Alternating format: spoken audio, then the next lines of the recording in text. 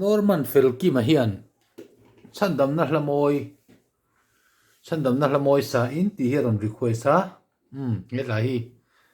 la lian soma ania phua tu hi an sei tuang khan la le na zai on khopui ti la phua tu khan ni la phua thiam tak mai nia sang ka zakwa som li pahni october ni soma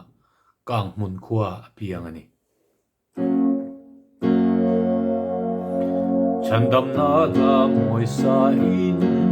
karil rulim in na khan kathara vin thazar thokin van ram nuwa ma fang ropui na eng zam vela mangai tulal pa fakin long takinan sai vanangel song le ram no ne na van lam moi ropui ber chu o athiang lim ma ropui e lam moi ropui ber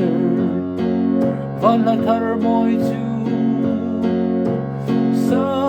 inan sai van angel zong zong le pathian lal trut ma hual ve rang ka chak tual nuwa ma chuan na en ka leng vela o amoi mang aro puisia sui thei lo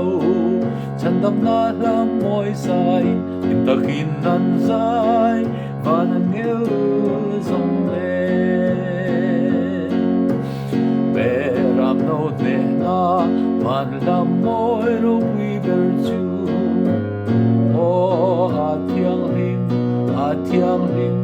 ro pui e na moi ro pui ber van la thar moi chu sa inan sai van angel zong zong le